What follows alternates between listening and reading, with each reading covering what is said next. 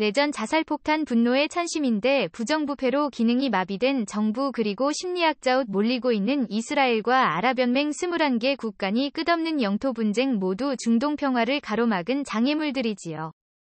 미국의 가치를 뿌리내리지 못한 바로 그곳에서 외교적 능력도 부족한 트럼프 행정부가 세상이 깜짝 놀랄만한 일을 해냈습니다. 이스라엘과 UAE가 트럼프 행정부 중재로 평화협정을 체결하고 정식 외교관계를 성사시킨 것이지요. 1977년 이집트 사다트 대통령이 1978년 백악관에서 클린턴 이집트 사다트 이스라엘 아베 수상이 보수협약을 맺고 팔레스타인을 자치정부로 인정했던 것에 비할 수는 없으나 거의 비슷한 무게의 역사적 사건이라는 점에서는 이견이 없습니다. 중동의 지각 변동이 시작되었다고 합니다. 이스라엘의 평화협정 배경 첫째, 아랍연맹의 새로운 바람이 불고 있습니다. 시리아 내전 종결과 미군의 단계적 철수로 중동 지역의 세력 공백이 생기기 시작했고 이란은 이런 틈새를 이용해 중동의 패권을 잡겠다고 핵 개발과 급진 이슬람 지하디스트를 앞세워 공포와 테러를 자행하고 있습니다. 중동의 여러 국가들 사이에서 이란을 저지해야 된다는 요구가 나오고 해결책 없는 이스라엘 팔레스타인 분쟁에 에너지를 소모하기보다 자국의 군사력 증강과 현대화에 관심을 돌리는 분위기가 조성되기 시작했습니다. 다음은 트럼프 행정부의 비즈니스 마인드입니다.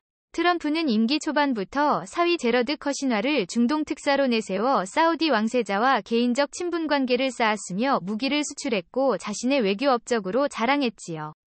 중동 국가에 대한 무기 판매를 엄격하게 제한했던 과거 역대 정권과 달리 트럼프는 무기 판매와 투자 유치 즉 오일머니 차원에서 중동에 접근했습니다. 중동 국가들이 자주 국방에 관심을 쏟기 시작한 시기와 물과 기름처럼 합칠 수 없는 사이로 알려진 이스라엘과 유엔이 두 국가 정상이 만나는 기적이 최근 일어났는데요.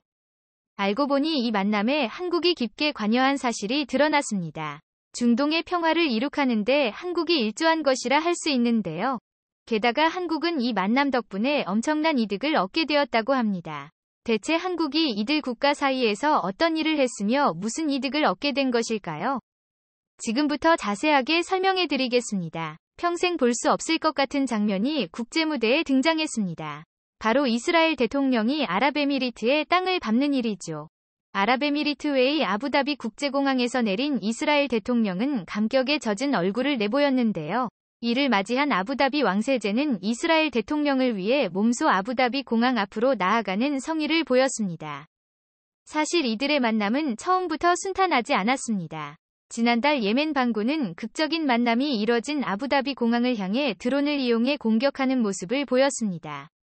철저하게 유엔에게 피해를 입히겠다는 의도가 명백했죠. 예멘 반군은 범행이 이뤄지고 난 후 바로 자신들이 저지른 짓이라 공개했죠. 위험천만한 사건이 있었기에 아부다비 공항은 니촉즉발의 위험지대였습니다.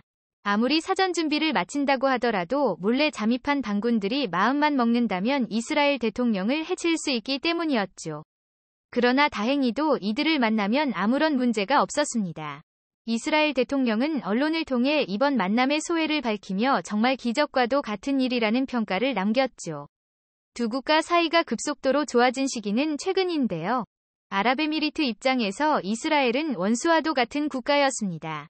같은 이슬람을 믿는 팔레스타인이 살던 곳을 이스라엘이 점거하면서부터 이들의 악연은 시작되었죠. 1949년 이스라엘이 건국된 이후 유대인은 공식적으로 이스라엘을 국가로 인정조차 하지 않았습니다. 이스라엘이 있는 곳은 팔레스타인으로 지도에 표시할 정도였죠. 이는 다른 아랍 국가들도 마찬가지였습니다. 이제까지 잘 살고 있던 팔레스타인인들을 내쫓고 유대인의 국가인 이스라엘을 세운 것을 좋아할 국가는 없었습니다. 중동 국가들은 이스라엘을 상대로 전쟁을 치를 정도로 극심한 대립을 겪었습니다. 이슬람을 믿는 주요 아랍 국가 및 동남아시아 국가는 이스라엘과 수교조차 하지 않고 있으며 이스라엘 여권 소지자가 만일 이들 국가를 들어오려고 하면 입국을 거부할 정도였죠. 이스라엘이 자신들이 차지하고 있는 땅을 포기하고 팔레스타인에게 땅을 넘긴다고 하더라도 이들 국가들은 절대 이스라엘과 수교할 생각이 없다고 할 정도로 강경했는데요. 이들 국가들 중 아랍에미리트가 갑작스럽게 이스라엘과 수교를 맺음과 동시에 협력관계를 유지하겠다고 한 것이죠. 갑작스러운 발표에 아랍 국가들은 충격에 빠졌습니다. 이들의 협력관계는 하루아침에 이뤄진 것은 아닌데요. 그러나 결정적으로 이들 협력관계의 완성을 앞당긴 것은 바로 한국이라고 합니다. 중동의 평화에 한국이 크게 기여를 한 것이죠. 한국은 아랍에미리트와 이스라엘 모두 우호관계를 유지했습니다. 특히 아랍에미리트의 경우 아크 부대를 시작으로 오랜 교류가 있었는데요. 한국 특수부대의 모습에 감탄한 왕세제의 제안으로 시작된 아크 부대는 이제는 양국 사이에서 빠질 수 없는 우호의 상징으로 자리매김했습니다. 그것 외에도 각종 무기 수출 및 산업에 있어서 교류가 있습니다.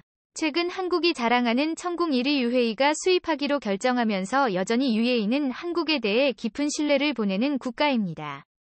이스라엘의 경우 먼저 한국에게 FTA를 제안할 정도로 한국에게 굉장히 우호적인 태도를 취하는 국가였습니다.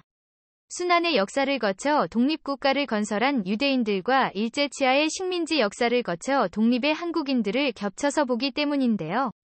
6.25 전쟁 당시 이스라엘 초대 총리인 다비드 벤구리온은 대한민국을 도와 파병할 계획을 세웠고 실제 실천에 옮기기 직전이었지만 극우 정당인 마판미일의 방해에 지원군을 보내지 못한 역사가 있을 정도죠. 두 국가의 사이에서 한국은 적극적으로 이들의 화해를 도모했다고 합니다. 산업적 군사적 교류가 빈번했던 한국을 중간다리 삼아 이 두 국가는 비로소 극적인 만남을 가질 수 있었던 것이죠. 주요 무역 파트너로 발돋움한 한국의 주선을 받아들이면서 실리적인 이득까지 챙길 수 있었기에 두 국가 역시 겉으로는 내색하진 않았지만 이번 만남이 굉장한 소득이었죠. 현재 중동의 정세는 혼란하다고 볼 수 있습니다. 강력한 우군이었던 미국이 중동 정세에 손을 대려는 모습을 보였기 때문이죠. 미국의 중재로 아슬아슬한 균형이 유지되고 있었으나 아프간 사태를 빌어 미국이 자국 중심으로 전략을 수정하면서 이들 중동 국가들은 강력한 우방을 찾아야 할 필요성을 느끼기 시작했습니다. 특히 미국의 의존도가 높은 유엔의 경우 강력한 우방이 필요했죠. 군수업계에서 큰손으로 평가받는 UAE는 최근 F-35를 비롯한 최신 무기를 미국이 판매하지 않으려는 모습을 보이자 큰 실망을 했습니다. 더군다나 미국은 적이었던 이란과의 핵합의에 쿠아를 재개하려고 하면서 이란과 관계 회복에 나서자 이란과 대립관계인 유대인은 미국의 이중적인 태도에 진다는 입장을 내놓으며 자구책을 찾기 시작했죠. 이스라엘 역시 비슷한 고민에 빠져 있었고 한국의 주선으로 이들 국가는 단숨에 관계 개선을 할 수 있었습니다. 결국 아브라함 협정으로 결실을 맺게 되었죠. 아브라함 협정을 통해 유대인은 이스라엘과 관계 개선을 할 수 있었고 바레인을 비롯한 이스라엘의 적대적인 국가들 역시 앙금을 허물고 관계 개선에 나서면서 새로운 형태의 동맹이 수립되었습니다. 누가 누구를 공격할지 모르는 상황에서 안정적인 우군을 위해 과거의 해묵은 다툼을 잇고 새로운 동맹을 건설하려고 한 것이죠. 이스라엘은 놀라운 군사기술과 더불어 보안기술에 탁월한데요. 향후 전쟁이 발생할 경우 유엔 입장에선 이스라엘의 존재는 든든한 지원군이라 할 수 있습니다. 이스라엘과 유엔의 홍보도 한국에게 감사 인사를 전했다고 하는데요. 한국의 도움 덕분에 두 국가 정상이 한자리에서 만날 수 있었다고 하면서 변함없는 우호와 지지를 보내겠다고 약속했죠. 이뿐만 아니라 두 국가는 한국에게 특별한 선물까지 안겼다고 하는데요.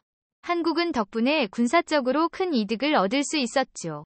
아랍에미리트는 한국과 4조 원에 달하는 지대 공미사일 계약을 마무리했습니다. 한국 이외의 국가에서 천궁이 사용되는 것은 유례가 첫 번째인데요. 오랜 우호관계가 있었기에 가능한 무기 수출이지만 사실 천궁을 유해에 의해서 처음부터 받았던 것은 아닙니다. 그런데 내부의 반대에도 불구하고 한국의 천궁이 선택받은 것은 한국이 두 국가 사이를 중재한 것에 대한 보답이라는 분석이 나왔습니다. 향후 이스라엘과의 협력을 염두에 둔 무기 수입이라는 이야기도 나왔죠. 이스라엘은 아이언돔을 구축해 성공적으로 미사일 방어체계를 구축한 국가입니다.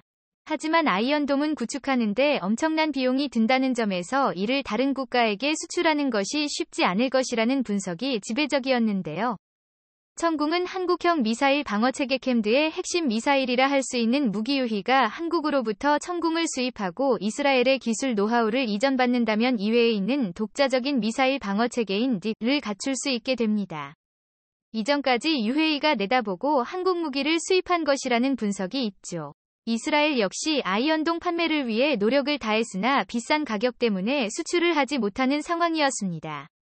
주요 구입 국가인 중동 국가들은 이스라엘과의 관계 때문에 수입을 꺼려 그런데 이번 UAE와의 관계 개선 덕분에 아이언돔을 수출할 길이 열린 것입니다. 한국은 이전부터 북한의 공격을 방어하기 위한 아이언돔을 독자적으로 개발하겠다고 밝혔지만 기술 개발에 있어 진척이 없었죠. 그런데 이스라엘에게서 아이언돔 기술을 이전받을 수 있다며 북한의 미사일을 막을 수 있는 한국형 아이언돔 기술 완성에 한 발 앞서 갈 수 있게 됩니다. 최근 이스라엘은 새로운 미사일 요격 기술을 준비하고 있다며 레이저 요격 기술이 핵심이 될 것이라는 주장을 펼쳤는데요. 실제로 이스라엘은 공중발사 레이저로 드론 격추에 성공하는 모습을 보였습니다. 개량을 거듭하고 실전에 레이저 무기가 투입된다면 발전된 아이언돔으로 미사일을 상대할 수 있게 되는 셈입니다. 이 기술까지도 한국이 이스라엘을 통해 받을 수 있는 것이죠. 북한의 장거리 미사일 기술이 날로 발전하고 위협의 수준 역시 과거와는 비교할 수 없을 정도로 높아지는 이 시점에 한국의 외교가 성과를 보인 것이라 알 수 있습니다. 한국 입장에서는 손해볼 일이 전혀 없는 셈인데요. 중동 국가의 협력이 점점 강화되는 이 시점에 한국이 앞으로 더욱 중요한 역할을 맡게 될 것입니다. 한국의 놀라운 외교 덕에 박수를 보내며 어렵게 평화를 이룬 이스라엘과 아랍에미리트 사이의 평화가 오래 지속되기를 간절히 바라겠습니다. 시청해주셔서 감사합니다.